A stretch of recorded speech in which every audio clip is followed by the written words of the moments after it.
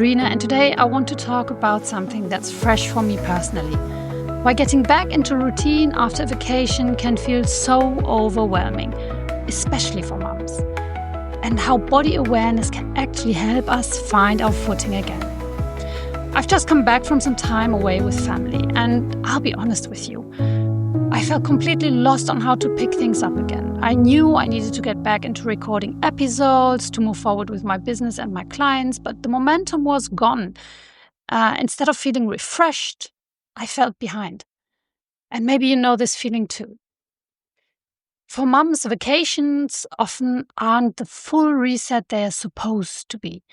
I've shared this in past episodes, but it bears repeating. Yes, we step away from paid work, but instead of truly resting, we're navigating kids' needs, family dynamics, travel stress, disrupted routines, and then suddenly we're home again, expected to dive straight back into everything.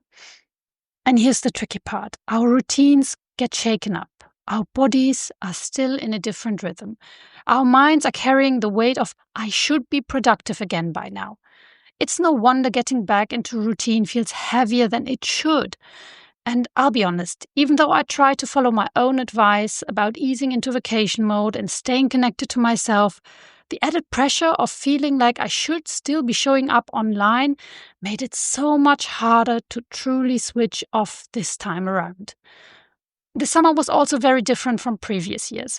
The kids had a much longer break and we traveled home to see family and friends, which was wonderful, but also full of logistics, packing, unpacking, and very little true downtime.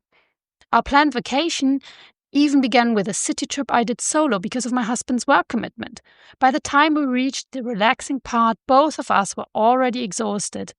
Me from being overtouched and constantly on duty, him from long hours and a tight schedule. Honestly, what we really would have needed was a break without kids to properly recharge. To top it off, the weather pushed us into more sightseeing than beach time or pool time and relaxing time.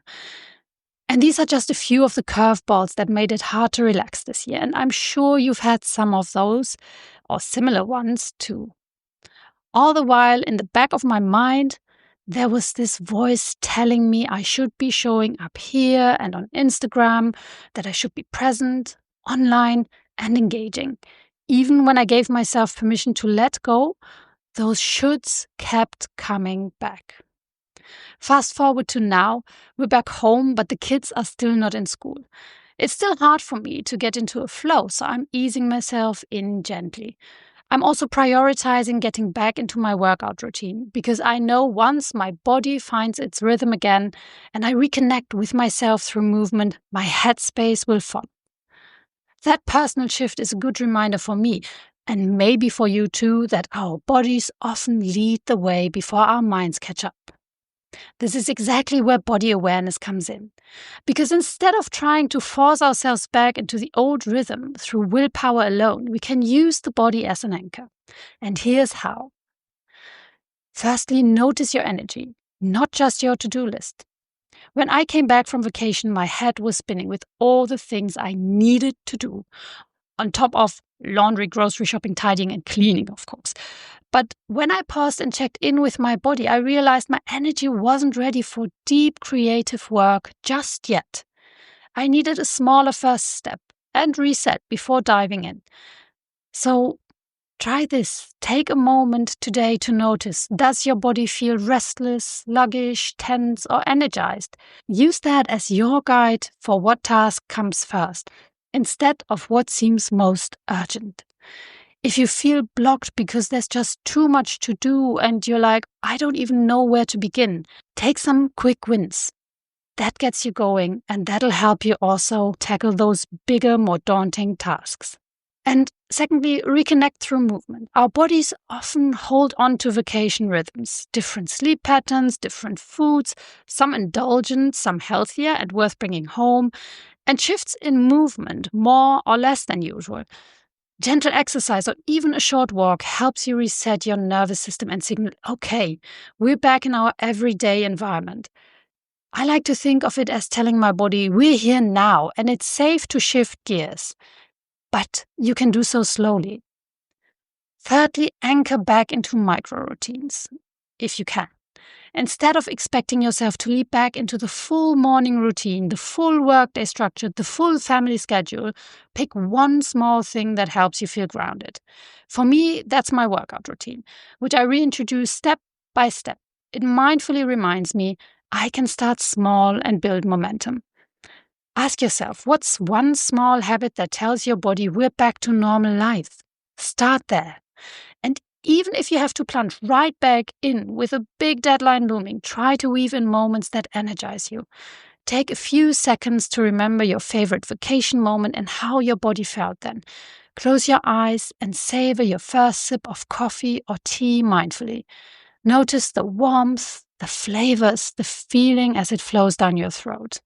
Or if you're drinking iced coffee, of course, the cold, the flavor, and the feeling of it flowing down your throat. At the very least, slow down in the evening. Go for a short walk maybe and notice the familiar surroundings you may have missed. Take a bath or a hot shower or exercise while adjusting pace and intensity to how your body feels. Fourthly, give space to transition. We forget that transitions take time. We see it in our kids and we know they're having difficulties transitioning, but we don't give us the same kindness. We don't allow us to have transition time. We don't teleport from vacation mode to productivity mode. There's a messy in between. And usually for your kids, it looks like the tantrum when they don't want to go leave the playground or they don't want to leave home or, something like that. And when we resist that feeling, that messy in between and that being pulled between, I still want to be on vacation, but now I've got to start working again, it feels even harder. When we allow it, we can move through it with less guilt. When we acknowledge it and say, yeah, it's hard right now. I feel like I still want to be in vacation, but I have to flip a switch now. And your body can help you do just that. So your body will also thank you for easing the pressure. And ultimately, we should try to preserve some of that vacation feeling or that relaxation mode, or at least the ability to switch into relaxation mode, even once we're back.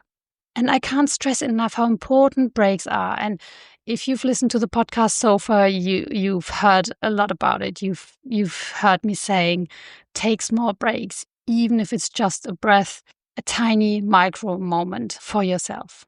Because not just for your body and your mind, but also for your performance at work, it will do wonders. So if you've just come back from vacation and feel like you should already be back on track, but you're not, know this. You are not failing.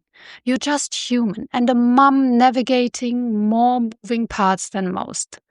Use your body as a compass. Notice your energy.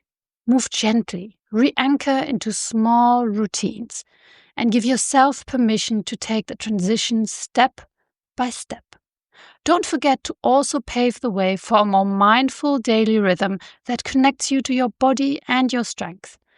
That's what I'm doing right now, even with this podcast.